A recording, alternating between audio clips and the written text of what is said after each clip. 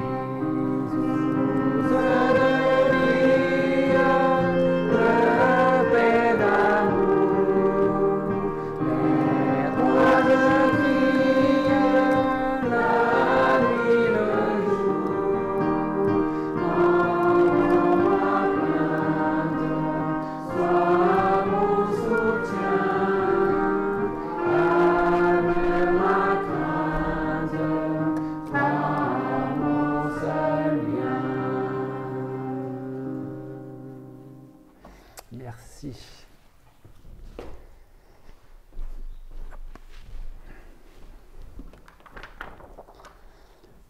Vous êtes bien installé? Oui, ça va. Comme je vous l'ai dit pendant les chants, nous allons poursuivre notre étude sur la connaissance de Dieu.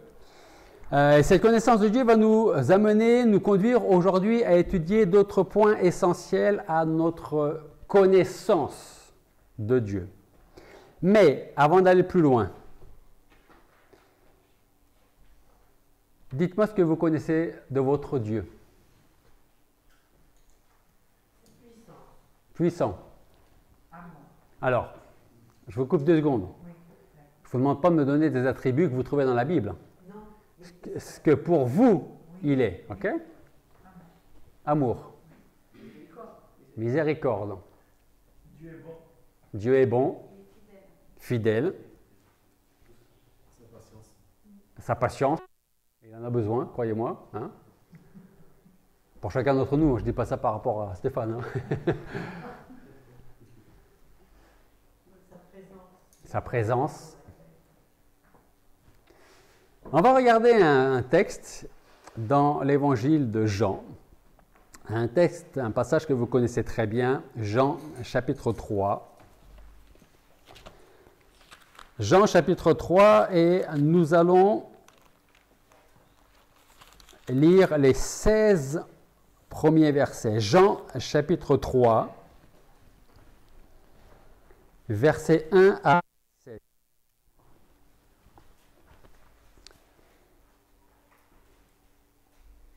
Or, il y avait un homme d'entre les pharisiens nommé Nicodème, l'un des principaux juifs. Cet homme vint de nuit trouver Jésus et lui dit : « Maître, nous savons que tu es un docteur venu de la part de Dieu, car personne ne peut faire ces miracles que tu fais si Dieu n'est avec lui. » Jésus lui répondit : « En vérité, je te dis que si un homme ne naît de nouveau, il ne peut voir le royaume de Dieu. » Verset 4. Nicodème lui dit : « Comment un homme peut-il naître quand il est vieux ? Peut-il rentrer dans le sein de sa mère et naître une seconde fois ?» Jésus répondit : en vérité, je te dis que si un homme ne naît d'eau et d'esprit, il ne peut entrer dans le royaume de Dieu. Ce qui est né de la chair est chair, ce qui est né de l'esprit est esprit. Ne t'étonne pas de ce que je t'ai dit, il faut que vous naissiez de nouveau. » Verset 8. Le vent souffle où il veut et tu en entends le bruit, mais tu ne sais ni d'où il vient ni où il va. Il en est de même de tout homme qui est né de l'esprit. Nicodème lui dit : « Comment ces choses se peuvent-elles faire ?» Jésus lui répondit : « Tu es le docteur d'Israël et tu ne sais pas ces choses ? En vérité, je te dis que nous disons ce que nous savons et nous rendons témoignage de ce que nous avons vu, mais vous ne recevez point notre témoignage. » Verset 12. « Si je vous ai parlé des choses terrestres et que vous ne croyez point, comment croiriez-vous si je vous parle des choses célestes ? Or, personne n'est monté au ciel que celui qui est descendu du ciel, savoir le Fils de l'homme qui est dans le ciel. Et comme Moïse éleva le serpent dans le désert, de même il faut que le Fils de l'homme soit élevé, afin que quiconque croit en lui ne périsse point, mais qu'il ait la vie éternelle. Car Dieu a tant aimé le monde, qu'il a donné son Fils unique, afin que quiconque croit en lui ne périsse point, mais qu'il ait la vie éternelle. » Prions.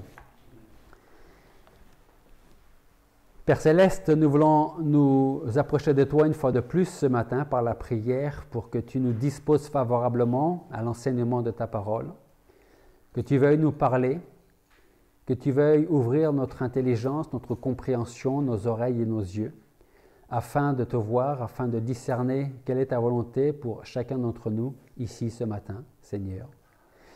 Nous voulons vraiment te remettre ces instants entre tes mains, que tu reçoives toute la gloire. Merci d'avoir fait de nous tes enfants. Aide-nous à grandir en toi, à ressembler à notre Seigneur Jésus-Christ. Et je veux vraiment te demander, Seigneur, que nous puissions te connaître toujours mieux, toujours plus, pour ta gloire. Et c'est en ton nom que nous te prions. Amen. Alors pendant quelques instants, vous l'avez deviné, je voudrais utiliser l'exemple de Nicodème pour illustrer la connaissance, ou pas, que nous avons, ou en tout cas que nous devrions avoir de Dieu. Alors essayez d'imaginer un instant la scène. Nicodème, un homme d'une grande culture, un responsable parmi les responsables de la synagogue, c'est un docteur de la loi, docteur d'Israël, et il vient à la rencontre de Jésus pour l'interroger. Et ce qui est intéressant, regardez ce qu'il dit. Il dit : « Maître, nous savons que tu es un docteur venu de la part de Dieu parce que personne ne peut faire les miracles que tu fais si Dieu n'est pas avec lui. » Gardez bien à l'esprit que Nicodème est un responsable de la synagogue, un docteur de la loi. Ce qui revient à dire qu'il est censé connaître Dieu. N'est-ce pas ? Maintenant, voyez le début de la conversation avec Jésus et voyez l'assurance de Nicodème quand il commence à parler. Il dit « Maître » et après, c'est quoi les deux autres mots ? Maître ? Nous savons. Il aurait peut-être pu dire « Maître, nous connaissons que ». Il dit « Maître, nous savons ». Presque Jésus, c'est ce qu'on devine après, pour lui dire « Vous savez, mais vous savez quoi exactement ?» Et bien Nicodème va énumérer dans le verset 2 ce qu'il sait, ou en tout cas ce qu'il croit savoir. Au verset 2, nous lisons, « Nous savons, moi y compris, que tu es un docteur venu de la part de Dieu, car personne ne peut faire les miracles que tu fais si Dieu n'est avec lui. » Malheureusement pour Nicodème, Jésus va lui répondre que sa connaissance ne saurait le conduire à Dieu, en tout cas pas avant de passer par une transformation totale qui est d'un ordre spirituel. Pourquoi c'est important? Spirituel. Parce que Nicodème, comme peut-être certains ici, comme en tout cas beaucoup de gens qui disent connaître Dieu, le connaissent avec la tête et pas avec le reste, ni avec le cœur, ni au fond de son âme, ni par la bonne pensée. Je crois en Dieu, je crois qu'il existe. Je ne sais pas exactement ce qu'il fait, mais je crois qu'il existe. Donc je connais Dieu.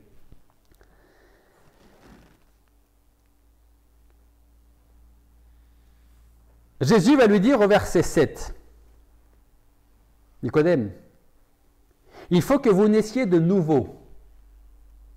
Dans le verset 4 et dans le verset 9, nous voyons la non-connaissance de Nicodème. Au verset 4, il dit, comment un homme peut-il naître de nouveau quand il est vieux? Verset 9, peut-il entrer dans le sein de sa mère et naître une seconde fois? Comment ces choses se peuvent-elles faire? Comment est-ce que c'est possible? Cette conversation entre Jésus et Nicodème a un peu plus de 2000 ans. Mais je crois que si Jésus était présent physiquement aujourd'hui, dans notre société, nous pourrions encore entendre une fois de plus cette même conversation. Comment un homme qui est vieux peut-il naître de nouveau? Est-ce qu'il peut retourner dans le sein de sa mère, dans le ventre de sa mère et naître une seconde fois? Je ne comprends pas ça. Comment ça peut se faire? En fait, vous savez quoi? Nicodème, comme peut-être nous ici, Nicodème possédait des connaissances, mais il lui manquait la clé de ces connaissances. Aujourd'hui, et surtout grâce à Internet, nous pouvons avoir, vous le savez, des connaissances, on l'a mentionné dans la formation d'hier, nous pouvons avoir des connaissances sur d'innombrables sujets. Si vous ne pouvez pas aller, par exemple, au Chili, vous pouvez aller sur Internet et tout savoir, ou presque tout savoir sur le Chili. Okay? Si vous n'avez jamais mis les pieds dans le plus beau pays du monde, je vous laisse deviner lequel c'est, vous pouvez taper sur Internet, vous verrez c'est un peu plus au sud et vers l'ouest là-bas, et vous saurez tout sur l'Espagne. Si vous avez envie de savoir des choses sur une personne, vous allez faire la même chose. Vous allez aller sur Internet, vous allez rechercher le nom d'une personne, d'un chanteur, d'un artiste, d'un homme politique, par exemple. Vous allez chercher et vous allez trouver des informations sur une personnalité que j'ai envie de connaître, une personnalité peut-être que j'apprécie. J'aurai acquis des connaissances sur cette personne. Mais ces connaissances que j'aurais eues d'une personne ou d'un pays, ou plutôt on va dire d'une personne, est-ce que ça voudrait dire que je connais personnellement cette personne en question? Non. Si je veux chercher des informations sur notre président Emmanuel Macron, savoir où est-ce qu'il est né, quand est-ce qu'il est né, depuis quand est le gouvernement, sur Internet, je tape et je peux dire, j'ai des informations, je connais des choses sur Emmanuel Macron. Mais est-ce que ça veut dire que je le connais personnellement? La réponse est non. Nicodème, c'était son problème. Ça peut être notre problème aussi. On peut connaître des choses sur Dieu, on peut connaître des choses sur la parole de Dieu, on peut connaître des choses sur Jésus-Christ. Est-ce que concrètement, réellement, ça veut dire je le connais personnellement, il est mon Dieu et Jésus-Christ est mon Seigneur et Sauveur? Tout le monde ne peut pas dire oui. J'espère que vous pourrez dire oui. Mais je pense que tout le monde, là, aujourd'hui, même ceux qui nous suivent, ne peuvent pas répondre par l'affirmation. Dire oui, je le connais personnellement. On peut donc lire de très bons livres sur Dieu. On peut avoir de très bonnes prédications sur Dieu chaque dimanche. Mais toutes ces choses ne me permettront pas de dire que je connais personnellement, intimement, Dieu et Jésus-Christ comme mon Seigneur et Sauveur. Par contre, par la foi, aussi petite soit-elle, Nous pouvons savoir que Dieu est vivant et que nous pouvons le connaître personnellement. La foi que Dieu met en nous est pleinement suffisante pour savoir qu'aussi petits que nous puissions être, aussi insignifiante que peut être notre vie, nous pouvons connaître le Créateur et surtout, vous savez quoi? On peut être connu de lui. Parce que ou on est comme Nicodème et on connaît des choses sur Dieu, ou on est comme de véritables chrétiens, on connaît des choses, on connaît Dieu et Dieu nous connaît. Est-ce que Nicodème, si le Seigneur lui avait dit, est-ce que tu connais personnellement Dieu? Est-ce que tu me connais personnellement? Vous pensez que Nicodème aurait répondu quoi? On peut se poser la question pour chacun d'entre nous. Est-ce que je connais personnellement, intimement, Dieu et son Fils Jésus-Christ? La foi nous mène jusque devant le trône qui se trouve dans le royaume des cieux et sur lequel est assis le Dieu souverain. La Bible nous dit que la connaissance de Dieu s'acquiert non pas parce que nous cherchons Dieu, parce que personne ne cherche Dieu, mais parce que Dieu s'est révélé à nous. La Bible nous dit que nous aimons Dieu, pourquoi?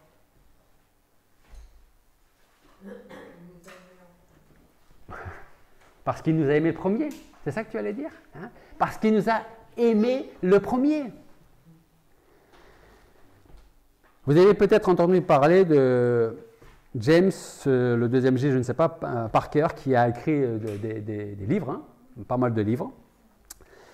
Il dit concernant la connaissance de Dieu, il dit « Connaître Dieu implique 4 conditions ». Et on va voir ces 4 conditions, et peut-être que, j'espère qu'on pourra répondre par oui à ces 4 conditions. Pour connaître Dieu implique 4 conditions. La première, écouter la parole de Dieu et la recevoir. Première condition. Deuxième, être attentif à la nature de Dieu telle qu'elle nous est révélée dans la parole et dans ses œuvres. Troisième condition, entendre ce qu'il nous demande et faire ce qu'il nous commande de faire. Quatrième condition, reconnaître l'amour qu'il nous a témoigné en venant jusqu'à nous. Alors retenons bien ceci. Connaître Dieu est important car ce n'est que par cette connaissance que nous pouvons obtenir le pardon de nos péchés et la vie éternelle. Que nous dit Jésus en Jean, chapitre 17, verset 3? Il dit « Or, c'est ici la vie éternelle, qu'ils te connaissent toi, le seul vrai Dieu, et Jésus-Christ que tu as envoyé. » Connaître Dieu est important parce que cette connaissance nous apporte une connaissance sur nous-mêmes. De quelle façon? À travers les pages de sa parole, de la Bible, Dieu nous dévoile notre cœur et nos pensées. Dieu nous dit, à travers la bouche de Jérémie, en Jérémie 17, 9, que le cœur de l'homme est trompeur par-dessus tout, désespérément malin, qui peut le connaître? Jésus lui-même nous dit en Matthieu chapitre 15, verset 19, il dit « Car c'est du cœur que viennent les mauvaises pensées, les meurtres, les adultères, les fornications, les larcins, les faux témoignages, les blasphèmes. » Petite question. On garde ces 2 versets à l'esprit. Mon cœur est trompeur par-dessus tout, désespérément malin, qui peut le connaître? De mon cœur viennent les mauvaises pensées, les meurtres, les adultères, les fornications, les larcins, les faux témoignages, les blasphèmes. Comment vous voulez vivre heureux en sachant que vous avez un cœur pareil? C'est vrai? Comment est-ce que je peux vivre heureux quand je sais que de mon cœur sortent toutes ces choses? Je vais vous donner quelques chiffres. Vous aimez les chiffres? Moi aussi. Il y a à peu près combien de millions de Français en France, enfin d'habitants en France? Allez, 67 millions. Sur ces 67 millions, 13 millions souffrent au moins un trouble psychiatrique. C'est-à-dire, c'est un peu plus de 18% de la population, c'est-à-dire presque un Français sur 5 a au moins un trouble psychiatrique. C'est pas moi qui ai inventé les... C'est l'INSEE, hein, c'est pas moi. Hein. En 2021, c'était il n'y a pas longtemps, hein, vous savez, on donnait les taux de pourcentage de ceux qui avaient le Covid pour 100 000 habitants. Là, les chiffres nous disent qu'en 2021, le taux de suicide en France était de 13,2 suicides pour 100 000 habitants. 13,2 suicides pour 100 000 habitants. 13,2. La moyenne en Europe, elle est de 10,5. Toujours pour 100 000 habitants. 64% des 67 millions, 64% des Français déclarent avoir déjà ressenti un trouble ou une souffrance psychique. Ce taux monte jusqu'à 75% chez les moins de 35 ans. Donc, chez les moins de 35 ans, 75% des moins de 35 ans disent avoir ressenti un trouble ou une souffrance psychique. Un dernier chiffre. 23,4 millions d'euros. C'est le montant remboursé par l'assurance maladie au titre des maladies psychiatriques de la consommation des psychotropes par an. C'est le premier poste de dépense de l'assurance maladie. Tout est là-dedans. Alors, que nous disent ces chiffres? Que des hommes et des femmes, à travers le monde, en tout cas en France, dépensent chaque année des milliards, quand on ramène ça à la population mondiale, dépensent des milliards dans l'espoir de se connaître et de comprendre leur personnalité. Pourquoi est-ce que je suis comme ça? Pourquoi est-ce que j'ai des troubles psychiatriques, psychiques? Pourquoi est-ce que ça ne va pas dans ma tête? En fait, si on veut connaître notre vraie nature, il faut lire la parole de Dieu. Mais beaucoup ne le font pas et ne le feront jamais parce que je n'ai pas envie d'entendre que mon cœur est trompeur par-dessus tout, désespérément malin et qui peut le connaître. Je n'ai pas envie d'entendre que c'est de mon cœur que viennent les mauvaises pensées, les meurtres, les adultères, les fornications, les larcins, les faux témoignages et les blasphèmes. Et je n'ai pas non plus envie d'entendre les paroles de l'apôtre Paul qui me dit « Il n'y a pas de juste, pas même un seul. Il n'y a personne qui ait de l'intelligence, il n'y en a pas un qui cherche Dieu. Tous se sont égarés, tous ensemble sont corrompus. Il n'y en a pas un qui fasse le bien, pas même un seul. Leur gosier est un sépulcre ouvert, ils se sont servis de leur langue pour tromper, il y a un venin d'aspic sur leurs lèvres, leur bouche est pleine de malédiction et d'amertume. Ils ont les pieds légers pour répandre le sang, la désolation et la ruine sont dans leur voie. Ils n'ont point connu le chemin de la paix, la crainte de Dieu n'est pas devant leurs yeux. J'ai pas envie d'ouvrir ça pour entendre ça. Et qu'est-ce que je vais faire? Je vais continuer à dépenser mon argent avec des cachets pour que je puisse aller mieux ou voir des gens pour m'expliquer pourquoi je suis comme ça et qu'est-ce qui m'arrive. Les paroles que je viens de lire, c'est Romains chapitre 3, versets 10 à 18. Alors voilà pourquoi la connaissance de Dieu est importante, parce qu'elle a deux effets. La connaissance de Dieu a au moins deux effets dans ma vie, dans notre vie. Premièrement, elle nous humilie, la connaissance de Dieu. Elle nous humilie parce que nous sommes loin de ressembler à Dieu ou à notre Seigneur Jésus-Christ. Pourquoi? Tout simplement parce qu'il est saint, je ne le suis pas. Il est bon, je ne le suis pas. Il est sage, je manque de sagesse. Il est fort, je suis faible. L'autre point, l'autre effet de ce fait, c'est que connaître Dieu, c'est un peu se voir comme Ésaïe lui-même se voyait quand le Seigneur lui parlait. En Ésaïe chapitre 6, versets 1 à 5, nous lisons « L'année de la mort du roi Osias, je vis, c'est Ésaïe qui parle, je vis le Seigneur assis sur un trône haut et élevé, et les pans de son vêtement remplissaient le temple. Alors je dis, malheur à moi, je suis perdu, car je suis un homme dont les lèvres sont impures, et je demeure au milieu d'un peuple dont les lèvres sont impures, et mes yeux ont vu le roi, l'Éternel des armées. » Ça, c'est Ésaïe. On a un autre exemple, Pierre. Pierre qui dit à Jésus, « Seigneur, retire-toi de moi, car je suis un homme pécheur. »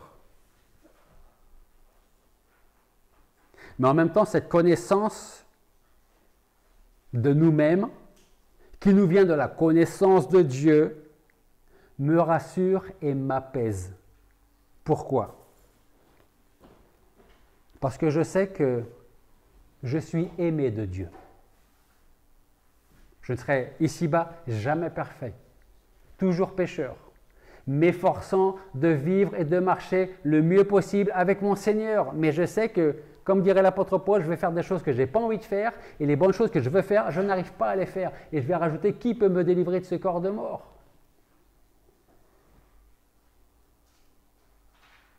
Un autre bienfait de la connaissance de Dieu, c'est que ce n'est que par la connaissance de Dieu que l'Église, et donc ceux qui la composent, peuvent devenir forts. C'est en quelque sorte ce que disait Daniel, qu'on a vu la semaine dernière et que je veux rappeler aujourd'hui. En Daniel 11, 32, je prends juste une partie du verset, Daniel 11, 32, si vous prenez des notes, Daniel il dit « Mais le peuple de ceux qui connaissent leur Dieu prendra courage et agira. » On va prendre courage parce qu'on connaît notre Dieu et on va bouger, on va faire avancer les choses. Si aujourd'hui les églises ne sont pas fortes, c'est parce que ceux qui la composent ne sont pas forts. Pourquoi ne sont-ils pas toujours forts? Pourquoi les chrétiens pris séparément sont-ils faibles? Peut-être parce qu'ils ont laissé le monde prendre la première place dans leur cœur et dans leur vie. Demandez à un chrétien moyen, alors je ne peux pas le caser dans une échelle, mais un chrétien moyen, on va dire que c'est le campeur. Ok? Le décampeur, le campeur, le grimpeur. On va dire que le chrétien moyen, c'est le campeur. Demandez à un chrétien moyen de vous parler de Dieu, de son Dieu, et vous remarquerez que assez rapidement qu'après ces premières paroles conventionnelles, son Dieu est un petit Dieu. Je ne veux accabler personne, mais tout au début, je vous ai demandé de parler de votre Dieu. Et moi, il donné des paroles conventionnelles. Il est amour. Il est miséricorde. Et c'est vrai. C'est vrai. Vous avez totalement raison. C'est tout. Il est juste amour, miséricorde, patient, miséricordieux. C'est tout. Et puissant. Si on s'arrête là, ça veut dire quoi? Ça veut dire qu'on va voir un Dieu qui, par exemple, un Dieu qui voudrait sauver le monde, mais il en est incapable. C'est un Dieu qui aimerait faire reculer le mal, mais ce Dieu-là en question s'aperçoit que c'est au-delà de ses forces. Ce Dieu n'est pas le Dieu de la Bible. En tout cas, ce n'est pas le mien. Le Dieu de la Bible est fort. Il est tout-puissant. Rien n'arrive sans sa permission, ni même contrairement à ses plans. Ses projets se réalisent toujours. Voilà pourquoi le peuple de ceux qui connaissent leur Dieu prendra courage. Et qu'est-ce qu'ils vont faire? Ils vont se lever et on a assez campé là, on continue. On avance. Et s'il y en a qui veulent faire demi-tour, bonne route. C'est ça la connaissance de Dieu. Un Dieu faible ne produira jamais d'hommes et de femmes forts et fortes. Et d'ailleurs, un Dieu, comme on pourrait l'avoir dans notre esprit, ne mérite même pas d'être adoré. Un Dieu fort, le Dieu de la Bible, est et sera toujours une source de force pour tous ceux qui le connaissent et qui se confient en lui. Maintenant, si vous vous reposez la question, est-ce que je connais vraiment Dieu? Ne répondons pas, comme j'aurais pu le faire à votre place. Il est grand, miséricordieux, puissant, et puis tout le reste. Pensons autrement. Parce que si nous connaissons réellement comme il faudrait le connaître, et c'est ce que j'espère pour chacun ici, si nous connaissons réellement Dieu comme nous devrions le connaître, alors nous aurions nous aussi pu être à la place de Daniel. Mais nous, que peut-être, nous, on aurait, comme je vous l'ai dit la semaine dernière, personne ne le regarde. Le Seigneur sait très bien que si je me prosterne devant Nebuchadnezzar, devant sa statue, ce n'est pas devant une idole que je me prosterne, parce que dans mon cœur, j'adore Dieu. Mais pour rester en vie, je vais le faire quand même. C'est l'exemple de Daniel, mais c'est l'exemple qu'on peut vivre tous les jours de notre vie, à la maison, au travail, dans la société. Comment connaissons-nous Dieu? C'est ce qui va nous mener, Dieu voulant, à notre prochain thème la semaine prochaine. Chose que vous avez commencé à mentionner, les attributs de Dieu. On a vu la semaine dernière, aujourd'hui, la connaissance de Dieu. Ceux qui connaissent Dieu. Et Dieu voulant, la semaine prochaine, nous allons commencer à voir les attributs de Dieu et comment ils peuvent agir dans notre vie. Prions.